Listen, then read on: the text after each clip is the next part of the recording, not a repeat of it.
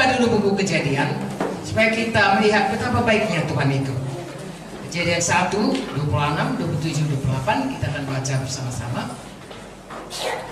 Berfirmanlah Allah, baiklah kita menjadikan manusia menurut gambar dan rupa kita, supaya mereka berkuasa atas ikan-ikan di laut dan burung-burung di udara dan atas ternak dan atas seluruh bumi dan atas segala binatang melata yang merayap di bumi. Maka Allah menciptakan manusia itu menurut gambarnya, menurut gambar Allah diciptakannya dia, laki-laki dan perempuan diciptakannya mereka.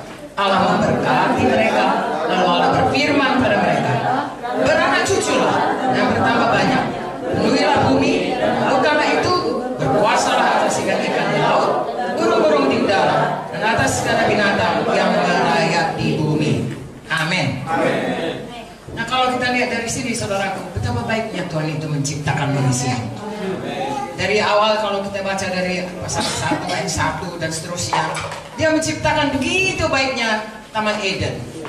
Barulah diciptakannya manusia. Untuk manusia hanya berdua saja, mula-mula hanya satu saja. Tuhan selalu memberikan Taman Eden yang begitu indah. Sebenarnya Tuhan itu baik kepada kita. Dan itulah memang maksudnya dari mulanya. Ya, untuk menciptakan kita segambar dengan Dia.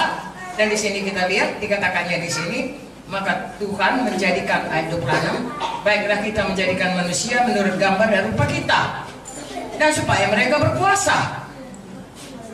Ya, lalu ayat 27, maka Allah menciptakan manusia menurut gambarnya. Menurut gambar Allah ciptakannya dia laki-laki perempuan, diciptakannya mereka. Lalu Allah memberkati mereka. Dan Allah berfirman pada mereka, beranak cuculah, bertambah banyak, penuhi bumi, dan taklukkanlah. Saudaraku, jadi Tuhan mau kita segambar dengan Dia. Amen. Tuhan mau kita memenuhi bumi. Amen. Tidak sendiri saja, dengan arti kata berkembang biak. Dan juga Tuhan mau kita berkuasa. Amen. Ya, kita tinggal di bumi ini, seharusnya kita yang berkuasa. Amen. Tuhan menyerahkan bumi ini di bawah kuasa Adam dan Hawa. Tapi saudaraku, sama seperti cerita perwira yang berkata, bagaimana kalau aku memerintahkan kepada bawahanku pergi, dia pergi. Karena aku pun kalau diperintahkan pergi, aku pergi. Artinya kalau kita patuh kepada atasan, maka bawahan kita punya otoritas terhadap bawahan kita. Selama manusia pertama Adam dan Hawa patuh kepada Tuhan, bumi ini takluk kepadanya. Tapi begitu dia berdosa, kita lihat kemudian saudaraku, bagaimana dia mendengarkan apa kata setan. Dan pada waktu dia mendengar kata setan, dia memilih menjadi taat kepada Tuhan atau taat kepada setan. Sampai sekarang itu pilihan pada kita. Begitu dia taat kepada setan, dia berubah, dia berdosa, jatuh kepada dosa, kalah terhadap pencobaan, dan kemudian kuasa yang tadinya dia adalah hamba Tuhan, hamba kebenaran, sekarang saudaraku, kuasa itu, ketaatan yang dia sudah diberikan kepada setan, lalu dia menjadi hamba setan. Roma 6 ayat 16-18 berkata demikian. Mari kita baca. Kepada siapa kita taat, jadi hambanya lah kita. Itu sebabnya manusia menjadi hamba dosa, menjadi hamba setan. Kalau kita lihat, takkan ada orang mau namanya hamba setan. Apa hamba setan? Saya nggak pernah. Tapi sebenarnya secara rohani, kalau kita tidak taat kepada Tuhan, itu namanya hamba setan. Ya. Dan Adam dan Hawa tidak taat. Tuhan sudah berkata, jangan makan buah itu. Kalau kau makan, kau pasti mati. Ya, tapi Hawa, saudaraku, mempermudah atau mengabaikan ya perintah Tuhan itu, akhirnya dia jatuh pada dosa, melanggar firman Tuhan. Dosa salah satu antaranya adalah melanggar firman Tuhan. Mari kita baca Roma 6 ayat 16.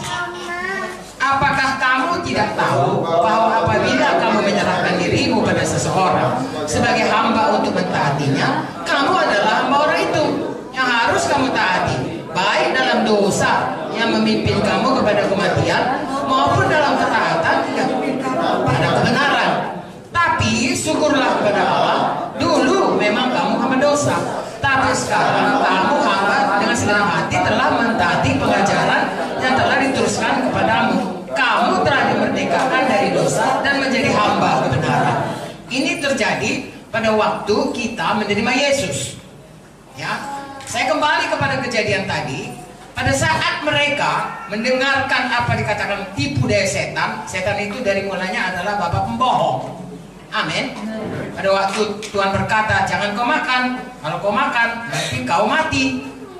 Setan berkata tidak. Ya. Oke. Saya bacakan saudaraku. Ya. Lalu sang perempuan itu kepada ular itu, buah pohon-pohonan dalam taman ini boleh kami makan. Tapi tentang buah pohon yang ada di tengah taman, Allah berfirman, jangan kamu makan ataupun raba buah itu. Nanti kamu mati. Tetapi ular itu berkata kepada perempuan itu, sekali-kali kamu tidak akan mati. Tetapi Allah mengetahui bahwa pada waktu kamu memakannya, matamu akan terbuka. Kamu akan menjadi seperti Allah, tahu tentang yang baik dan yang jahat. Lihatlah itu saudaraku. Ya, lihatlah bagaimana dia menipu. Ya, padahal sebenarnya Allah tidak berkata begitu. Kejadian 2 ayat 16. Lalu Tuhan Allah memberi perintah kepada manusia, semua pohon dalam taman ini boleh kau makan buahnya dengan bebas, tapi pohon pengetahuan tentang yang baik dan jahat itu jangan kau makan buahnya, sebab pada hari engkau memakannya pastilah engkau mati. Tuhan berkata, pastilah engkau mati.